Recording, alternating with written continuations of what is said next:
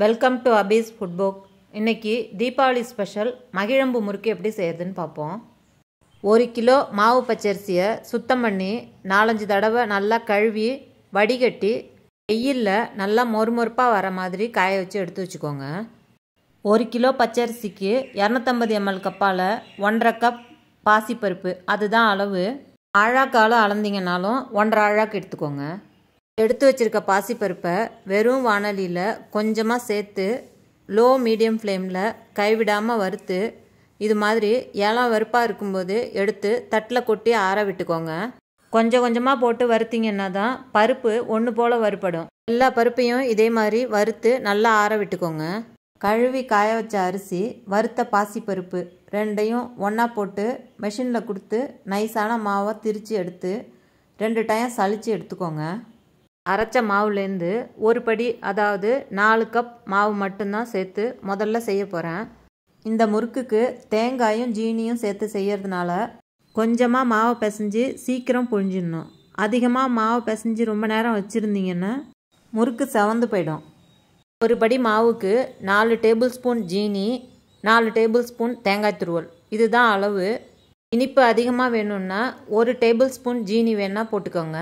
அதுக்கு மேலே அதிகமாக போட்டிங்கன்னா முறுக்கு செவந்துடும். ரெண்டையும் மிக்சி ஜாரில் சேர்த்து தண்ணி விடாமல் முதல்ல நல்லா அரைச்சிட்டு 1/2 கப் தண்ணி சேர்த்து திப்பி எதுவும் இல்லாமல் எந்த அளவுக்கு நைஸாக அரைக்க முடியுமோ அந்த அளவுக்கு நைஸாக அரைச்சி எடுத்து வச்சுக்கோங்க.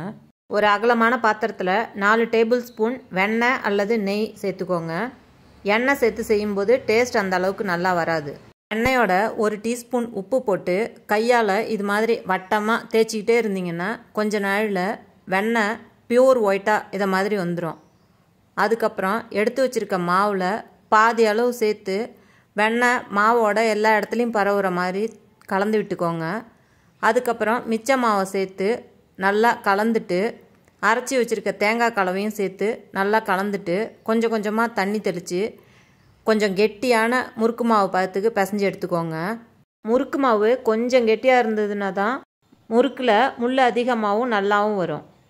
கையில் ஒட்டாமல் வரணும், அதுதான் சரியான மாவு பதம். மாவு ரொம்ப கெட்டியாக இருந்ததுன்னா புழியறதுக்கும் கஷ்டம், புழியும் போது துண்டு துண்டாக விழும்.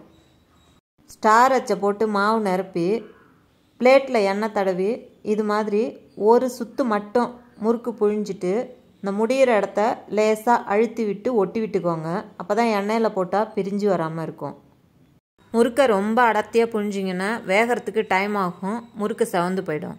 மாவு நல்ல பதமாக இருந்ததுன்னா தான் முள் இதை மாதிரி நல்லா அழகாக நெருக்கமாக வரும். புழிஞ்சு வச்ச முறுக்குகளை மிதமான காய்ச்சல் உள்ள எண்ணெயில் சேர்த்து மிதமான தீயில் ஒரு பக்கம் வெந்ததும் புரட்டி அடுத்த பக்கம் வேக வச்சுக்கோங்க. இந்த முறுக்கை அடிக்கடி புரட்டி விட்டிங்கன்னா துண்டுகளாக உடஞ்சிரும். நீங்கள் டைரெக்டாக எண்ணெயிலே வேணாலும் முறுக்கை புழிஞ்சிக்கலாம். எண்ணெயோட சலசலப்பு இது மாதிரி ஓரளவு அடங்கினோன்னே எடுத்துருங்க. இந்த முறுக்கு எடுக்கும்போது கொஞ்சம் சாஃப்டாக இருக்க மாதிரி தான் இருக்கும். கொஞ்சம் ஆறுனதுக்கு அப்புறம் நல்லா கிறிஸ்பாயிடும். இந்த வீடியோ உங்களுக்கு பிடிச்சிருந்துன்னா லைக் பண்ணுங்கள், ஷேர் பண்ணுங்கள், கமெண்ட் பண்ணுங்கள், சப்ஸ்கிரைப் பண்ணுங்கள். தேங்க்யூ.